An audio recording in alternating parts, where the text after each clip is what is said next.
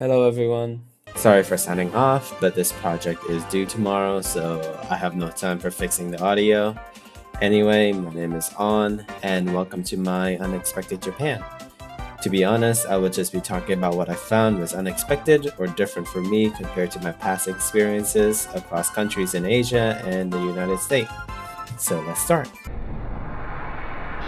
Return the slab. What? Return the slab, or suffer my curse. So, compared to Florida and especially Vietnam, Japan was unexpectedly cold, to be honest. I remember during the first few days in Japan, it was extremely windy and the temperature hovered around mid to high 60s, which was unusual for me at least since it's the start of May and I was expecting higher temperature. I mean, at the same time as this was happening, Florida was like hitting low to mid 90s consistently. So, yeah. The rain in Japan also felt different, although it rained on literally every free day in Tokyo when I was there, along with like some few extra days. The rain was not heavy at all. It was mostly light rain, but it also can go on for hours or sometimes even the full day. So unlike when you could just wait it out for like 20 to 30 minutes at a Publix or something, since you ain't going anywhere with that heavy Floridian rain, you kind of have to buy an umbrella in Japan and just go on with your day. But don't worry, because umbrellas are readily available at every convenience store you could think of, no matter how big or small they are, which was also unexpected. And they're actually pretty cheap too. In fact, they're about like $4 to $5, and it's also funny that people often get their umbrella stolen because all of them look virtually the same. So people often get confused on which is whose. I mean, the only difference is the handle, where one is black and one is white, and then your cover is literally a clear plastic. So, yeah, but wear long sleeves, like Dr. Smith said. You need them for a few days, and beside, it's uncommon for people to wear shorts anyway in Japan. And also, if you happen to steal an umbrella, don't worry, people won't get mad at you because they understand.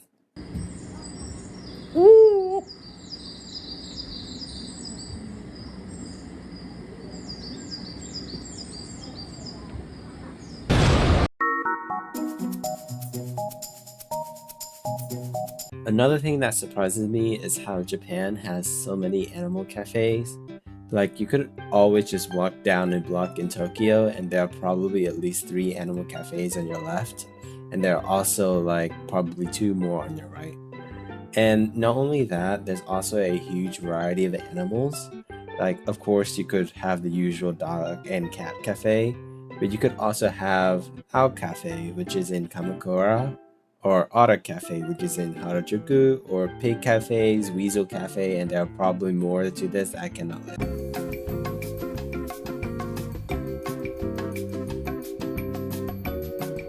What's more interesting for me though is that you don't really see any feral animals in Japan. I myself haven't seen one. I only seen stray cats, but they're very well fed by the locals, and you don't really see as much stray animals as you do in the US. But anyway, despite that, I'm like to go to animal cafes a lot. There's a lot more hidden one that I don't know yet. So if you guys found one that seems interesting, make sure to tell me. And if not, that's okay, because animal cafes are usually very fun and you should at least give it a shot. And if you like it, there's always more opportunity with other animals. For how small Japan really is, what really caught me off guard is how many shrines and temples there are.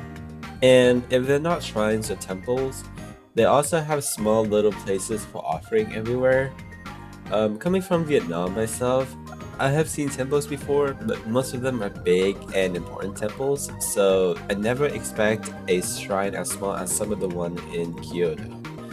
And what's more surprising is that despite how small they are, there is always usually a shrine or temple caretaker nearby to write your ghost or do other stuff. I mean, I got a stamp book that is completely filled with Goshen, so that's how many shrines and temples there are in Japan. And the best part is, those places often have a rich history behind them. Despite many temples and shrines that I visited, a lot of them that I found are built around the 400s to the 600s. So if you enjoy the history of Japan like me, you would probably enjoy a day of temple or shrine hopping. Besides, you also get to fill out your little stamp book if you buy one. No, but seriously though, you need to buy one. You will quickly realize how many you will visit, especially in Kyoto. So yeah, just make sure to give respect to the temple and the shrines, and you should have a fun time watching the architecture of the building itself, while also get to enjoy a piece of history for yourself. Mark, look, I made a parfait. Parfait. Yes. Okay, so this is actually my favorite part, the food, but more so the desserts, okay? I never expected so many sweet shops around here in Japan. I have always known Japan for their fresh and savory dishes like sushi, omurice, Japanese curry, and there are many other things that I cannot list. But there are so many sweets. Now, personally, my favorite thing to have is parfait. It's like a layered dessert filled with different goodies that you could get that long spoon in and scoop it out and enjoy.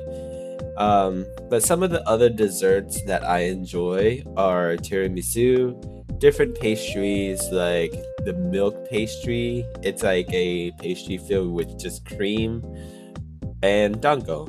And there's probably more that I like anyway. That could not list my memory. But anyway, for how many sweet places there are, I did expect more Japanese sweets though. From my memory, I only remember what made them Japanese desserts are ones that are just filled with red bean paste or matcha. Otherwise, it's just dango and mochi, and that's pretty much all I remember. But anyway, a lot of desserts that you see here in Japan, the technique itself to make it are influenced by the French. But then again, I don't remember how the Japanese got influenced by the French so much like this, because there is literally a pastry shop or a French bakery every 2 blocks or so in Tokyo. But anyway, if you like French dessert with a hint of Japan in it, you will definitely like their dessert. And just make sure to try out their parfait, because that is my favorite thing. Your intellect is as weak as your dollar. Failure is your destiny. You disrespect yourself and your nation. You are made of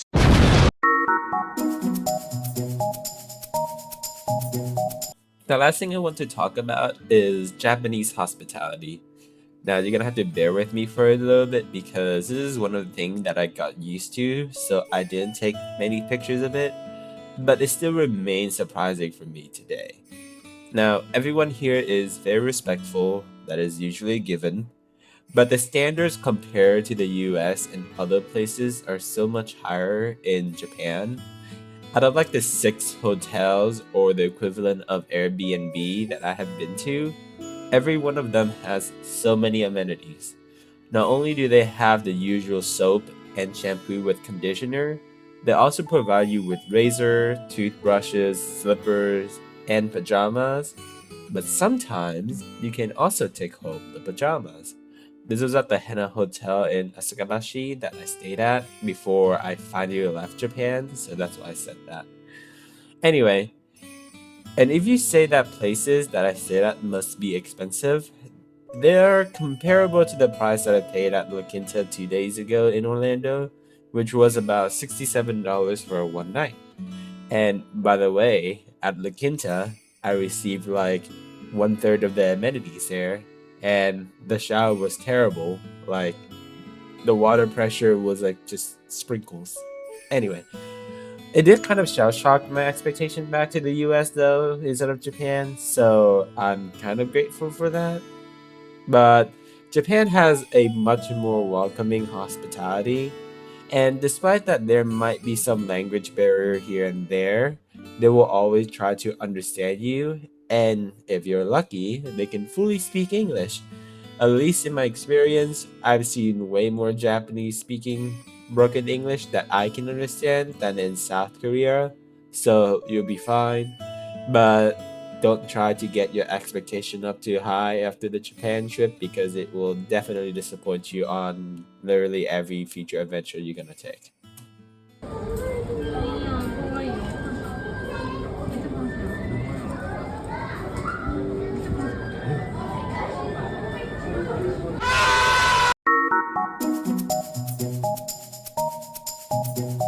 So, thank you for watching. I hope you enjoy my unexpected Japan.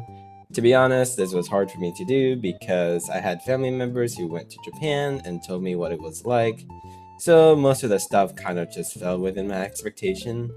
I guess there are other small unexpected things like Japan is a lot more credit card friendly than I thought, but those topics are kind of small, so I didn't cover it in one big session.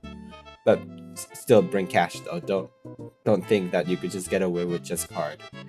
But anyway, all the previous one that you see are the ones that I got used to, but it always surprised me on finding more about it.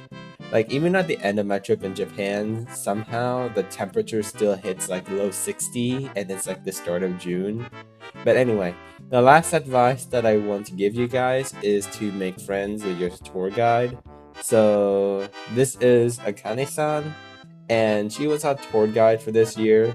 She was really nice and knowledgeable about the local shops and restaurants, so you could always rely on her for good suggestions around Tokyo and Kyoto.